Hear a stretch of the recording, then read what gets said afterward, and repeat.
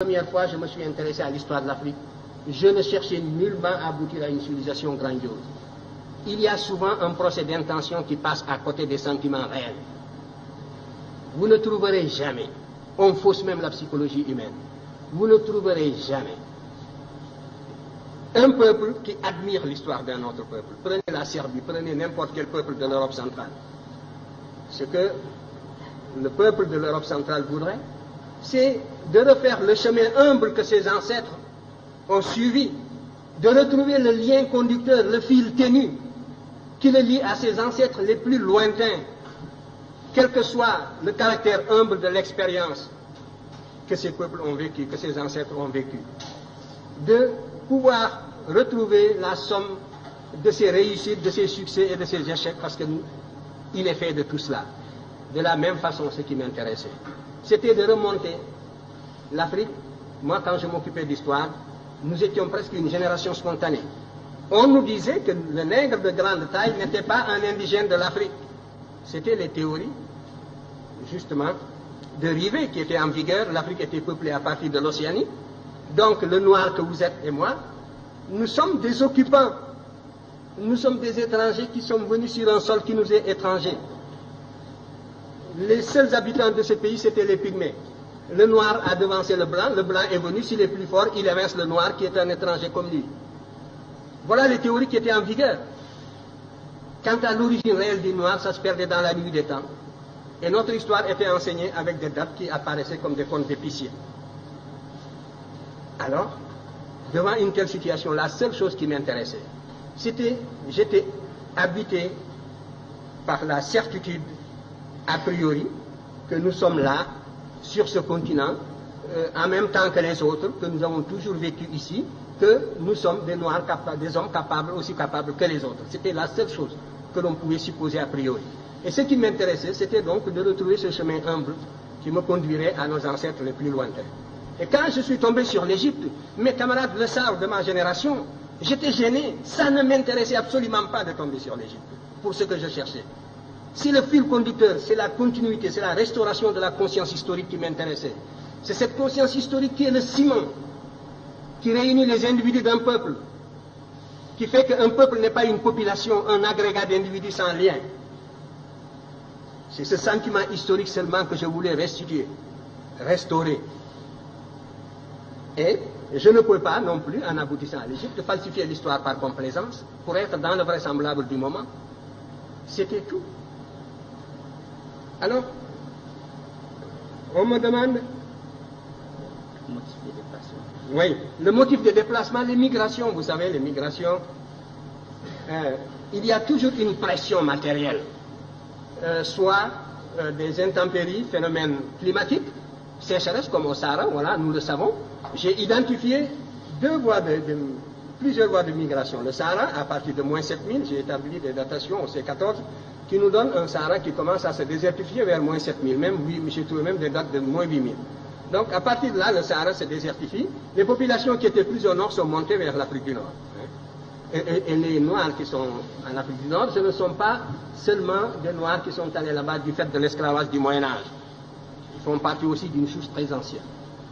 Et les populations qui étaient plus au sud sont descendues. C'est les Proto-Wangara qui sont descendus vers le sud, d'autres sont allés vers l'est.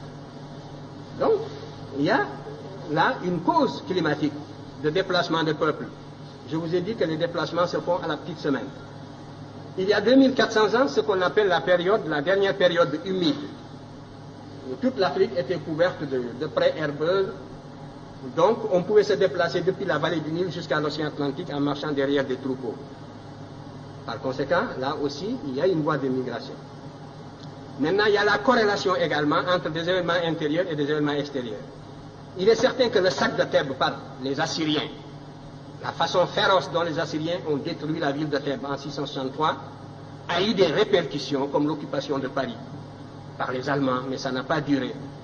Donc la métropole noire, une fois qui était vénérable, millénaire, la première fois qu'elle a été mise à sac, ça a eu des répercussions profondes sur les populations africaines qui vivaient presque attirées comme en formant une sorte de grappe autour de la vallée du Nil. Dans les publications prochaines, je montrerai que les Égyptiens étaient descendus jusqu'au Shabbat, c'est sûr, jusqu'au Zaïre. Nous avons des preuves archéologiques de tout cela. Nous avons des preuves archéologiques qui sont venues ici, des preuves relevant de la linguistique, d'autres faits qui sont venus justement jusqu'à la boucle du Niger. Ça concerne la première question sur laquelle je dirai un mot.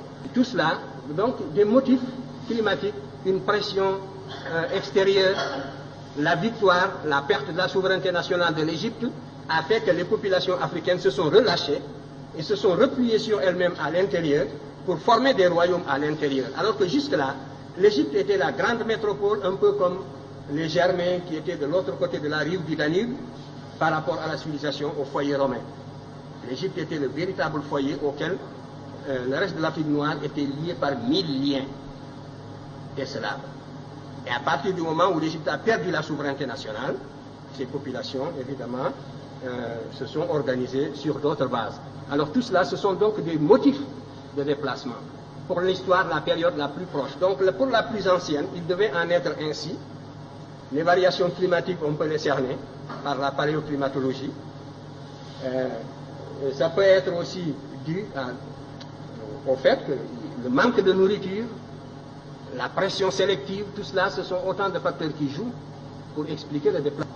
En tout cas, vous pouvez remonter, vous, en ce qui vous concerne, jusqu'aux racines de la philosophie africaine. Je vous invite à étudier la cosmogonie héliopolitaine.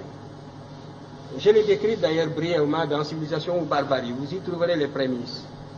Vous commencerez à vous faire une idée de la consistance de la pensée de vos ancêtres de la vallée du Nil qui étaient noirs comme vous, ici.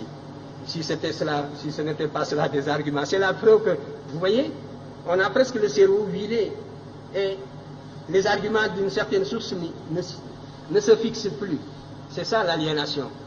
Parce que vous demandez, que valent donc ces arguments-là? Est-ce que j'ai inventé les projections que je vous ai faites, que vous pouvez retrouver dans la vallée du Nil, où vous trouverez justement cette civilisation qui est discutée, ces agents qui se sont représentés plus noirs que vous-même.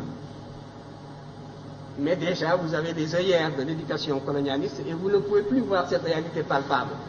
C'est ça la cécité intellectuelle. Vous comprenez? Où est la raison dans cette éducation?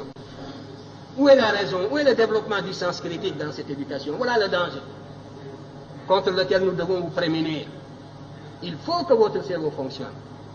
Je disais encore hier et je le répéterai demain, que ce que nous voulons, ce que nous visons dans votre éducation, c'est de réveiller justement le bâtisseur de nations qui dort en chacun de vous. C'est de réveiller le créateur qui dort en chacun de vous. Et cela suppose donc une réforme qui mette l'accent sur la rationalité, sur les facultés créatrices de l'individu et sur l'indépendance intellectuelle de l'individu. Voilà le but que vise mon enseignement en tout cas. Et si je ne l'atteins pas, c'est bien. Les moyens de prouver, ce sont les moyens scientifiques. La critique scientifique, n'est-ce pas, c'est une méthode. Moi, j'ai utilisé tout l'arsenal des méthodes d'investigation et des méthodes de preuve. J'ai esquissé même des méthodes nouvelles pour l'histoire africaine. Que justement, les maîtres que vous citez, je vous parlais des maîtres occidentaux, n'est-ce pas, que vous citez, utilisent largement. Parce que le paradoxe, c'est que tout cela dont vous parlez, ils sont coincés aujourd'hui. Parce qu'il n'y a que cette voie pour renouveler la science historique, et c'est moi qui vous le dis. Et ils sont coincés dans leur propre développement idéologique, et ils ne savent plus comment se dégager de la position inconfortable où ils se trouvent intellectuellement. Ils sont confinés dans des positions idéologiques indéfendables. Et il vous suffirait de fournir un peu d'effort, d'acquérir la connaissance directe pour les dépasser. C'est moi qui vous le dis. Alors, ils voudraient bien sortir de cette position pour récupérer cette littérature. Mais, sans nous citer, bien sûr, mais tout cela est extrêmement difficile. Et la cause est entendue depuis longtemps. C'est de cela que je voulais vous parler.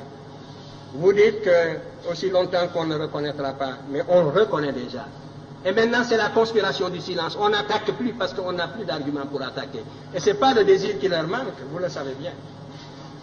Ils nous auraient sciés, ils nous auraient foudroyés s'ils pouvaient déceler la moindre incohérence depuis le temps.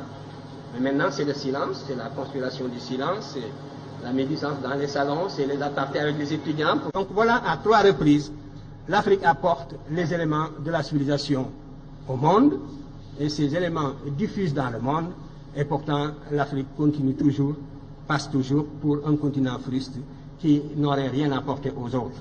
De restaurer cette conscience historique continentale africaine, de l'intégrer dans l'enseignement, c'est un facteur de cohésion de l'ensemble des peuples africains à l'abri de toutes les formes d'agression.